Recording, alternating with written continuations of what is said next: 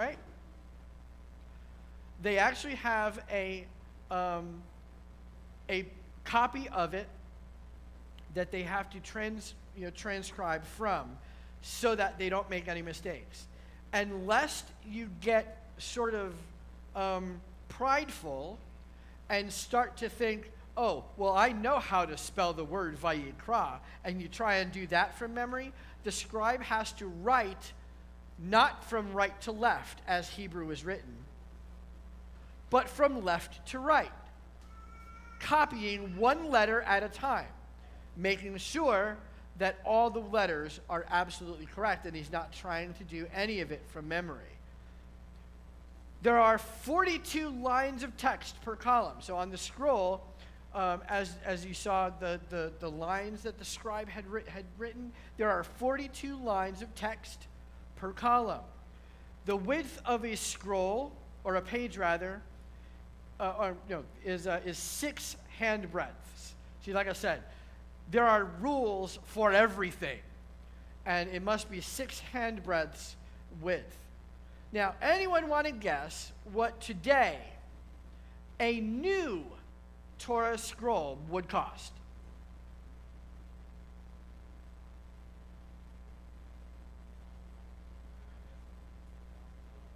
$120,000 on eBay for $5 or $6 grand. Okay, Dan's getting ripped off. Jesse's getting the bargain of a century. About $25,000. That's pretty average. It can cost anywhere, on average, from $22,000 to $38,000. Commissioned, brand new. Okay, yeah, like a car. If you want something special about it, a special wood, a special ingraining, something along the lines, they can run up to $55,000. I've seen them. So these are not things that you just buy. These are not your impulse buys. Let's put it that way. All right, anyone want to guess what the most common letter is in the Torah? The most common letter. Got one person said Aleph. What did you say, Cindy? You said Aleph? What? I can't hear you. The Shin. Okay? So we have the Aleph and the Shin. Anyone else? The most common, most popular, most used letter in the Torah. Vav. Guess what? Good. Yud. Yud is correct. The most common letter is Yud, appearing 31,530 times. What is the least common letter?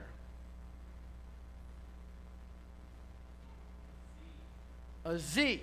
The letter Z doesn't appear anywhere in the Torah scroll. Zadi, okay. Lamed, no. Gimel, no, it's not Gimel. The Tet. The letter Tet is the least common letter, appearing only 1,802 times. 1,802 times.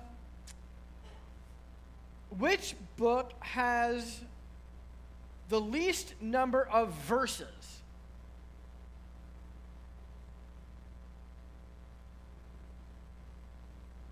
Well, you guess and you got a 20% chance. Leviticus. Jesse had it right. Leviticus. The least number of verses. It also has the least number of letters. Which book has the most number of verses? Genesis is correct. Genesis is correct. Now, I was trying, as I was mentioning during the rolling of the scroll, to point out to you the exact middle of the Torah scroll. The exact middle letter is a Vav. It appears in Leviticus all of these middles will appear in Leviticus, okay? It comes in Leviticus chapter 11 in verse 42. It's in the middle of a word that only appears twice in the entire Torah. Now, I started thinking about this, and I want to preface these next few comments with this thought. I don't put a whole lot of stock on numerology and gematria and all that kind of stuff, apart from the fact that it's interesting. This falls into that same category. I found the results of these middles very, very interesting.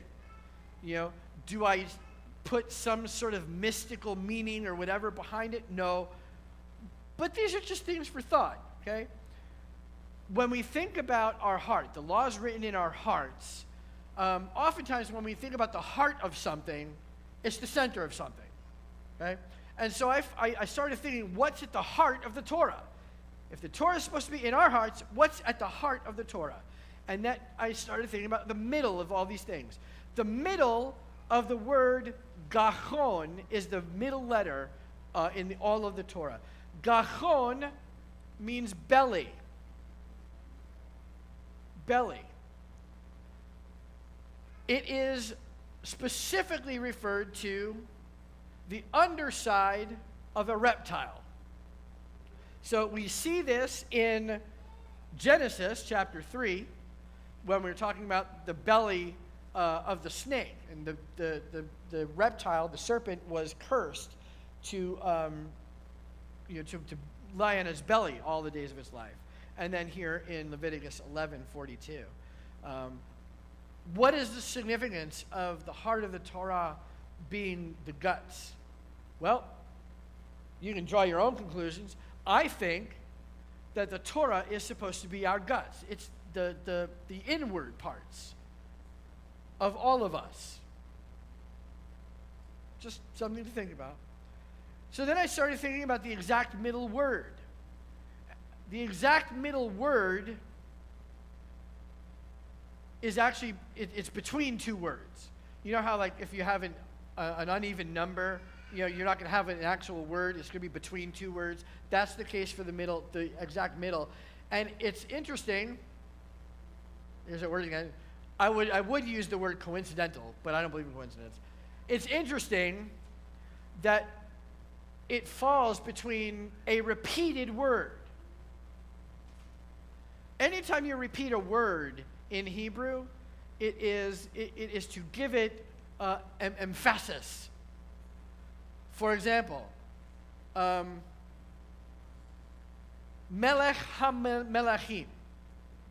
It's a repeated word. King of Kings. It's an emphasis. Kodesh Kedoshim. Holy of Holies. It's an emphasis. The most holy thing. Kadosh, Kadosh, Kadosh. Adonai Tzvaot. Holy, holy, holy. That's how holy it is. This is Doresh Darash. Doresh Darash.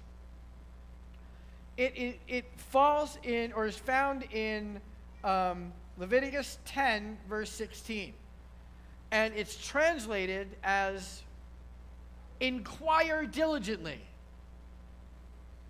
Darash is to ask, to inquire, or to seek. And so, Doresh Darash is emphatically seek, continually seek, earnestly seek, or ask. That's how we are supposed to view and approach the Torah. We are supposed to be continually seeking, urgently asking, never stopping the learning process. That's in the heart of the Torah. That is the center word of the Torah. Now, the middle verse, I sort of took this going in detail outward, and what I ended up with in terms of the picture that I saw painted is that doing that, we go from sort of an individualistic perspective with the middle letter and in each of our bellies to an overview of the entire thing, which we'll see when we talk about the middle chapter. The middle verse is Leviticus 8:8. The middle verse is Leviticus 8:8. And Leviticus 8:8 says this: He then placed the breastpiece on him, and in the breastpiece he put the Urim and the Tumim.